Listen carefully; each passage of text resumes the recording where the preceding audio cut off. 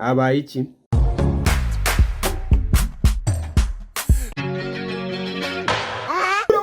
Abanyarwandakazi bagiye gutangira basuhuza nawe ikaze muri Habaye cyacu. Musasaba cyacu dufite story, turacyari muri weekend, story ziracyari nyinshi. Dufite story zo trap yasibye indirimbo ntabye cyatumye yisiba ngo na Kevin arahitazamo of course. Dufite igitaramo cya Zubi cya Mini cya Iwacu sama comedy. Dufite uno mutipe niboneye usa nka Jay Polly, namwe muraza kumbwira. Hanyuma dufite Mbonyi Yakoze Ibitanga Iburuseli no mutipe kabisa ariho amavuta y'Uwiteka, amen, naringiye mu mwuka. Hanyuma dufite story ya Sam wiyamamaje w'umunyarwenya none byarangiye ataje mu bakandida baziyamamaza. Inkuru ko ari nyinshi, reka dutangire habaye iki.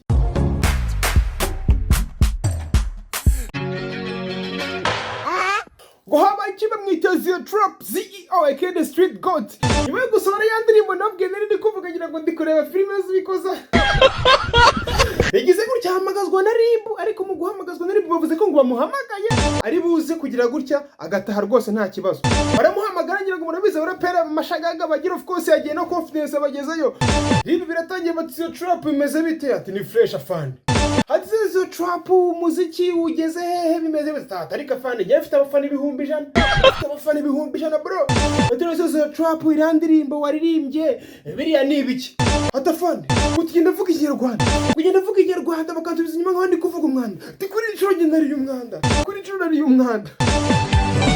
Baramubwira ati sezi yo trap irandirimbo ko twifuza yuko uyisiba. Ewana mutipe atafande genda Street God yarandirimbo ntabwo wambwira kuyisiba afande ntabwo bikunda.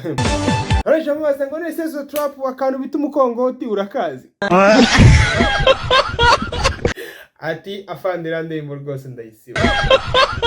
Ntabwo tuzi cyabaye, ntituzi cyo bamuganirije, ntituzi nuko byagenze. Icyo tuzi ni kimwe nuko yageze mu rugo aribwiriza irandirimbo arayisiba. None se uri kumva apfuye kuyisiba gutyo gusa? Igo ubwo nibyo twikomereze. Habaye iki?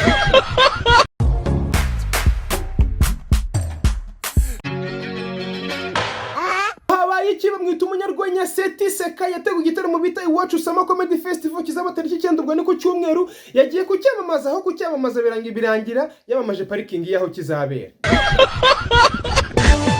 Reka tubirebeho.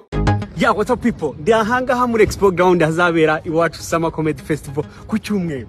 Aha hantu ku bantu bafite imodoka niho hantu hari parking nini mu gihugu. Ngiye kwirukanka, shobora kutayirangiza kubera ukuntu ari nini. Kwagiye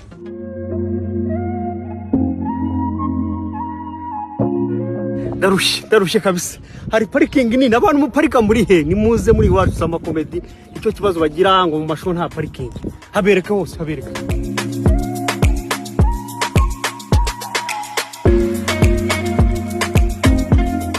Iwacu sama comedy festival. Ko ndumva cyamamaje muda. Aho kwamaza igitaramo mutipe yamaje parking ubwo turaza kumenya ari ibiki. Ariko nta kibazo barashaka kuvuga ko abantu bafite imodokari bashobora kwitabira igitaramo cye. Inzi niba wenda katwikomereze. Habaye iki?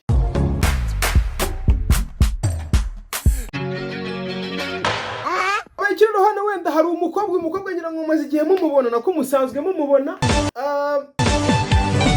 Hari kompanyi imwe akorera, ntago ndi buyivuga izina batazavuga ngo nabavuze batampaye uburenganzira. Murabazi buriya muhungu ngo tuvuze uburenganzira twamuhaye, nanjye simbavuga.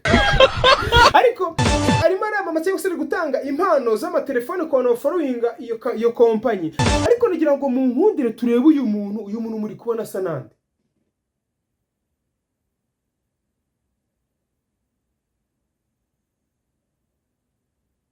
Jewe uyu mutipe man ndi kubona asa na Jay Polly. Am I wrong or I'm right? Abantu wanda mukurishwa muri kuyibona uyu muntu murabyemera ko asa na Jay Polly cyangwa? Reka dukomeze na story zacu. Habaye iki?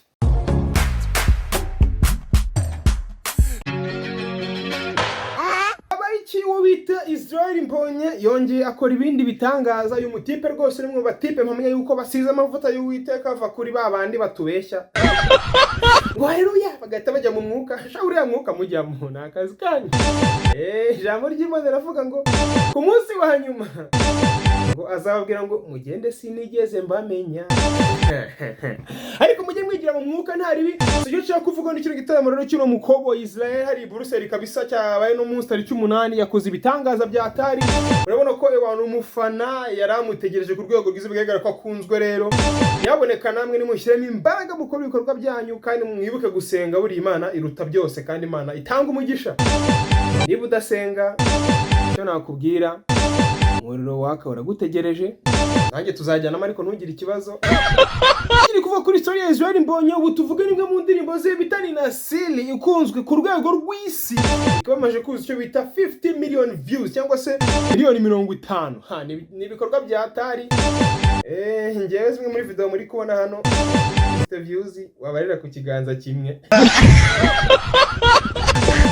Ariko ndakomeje ndakora ntabwo ncika intege paka naye ngize miliyoni z'ama views kandi tuzabireba niba nzababwira. Twakomeje habaye iki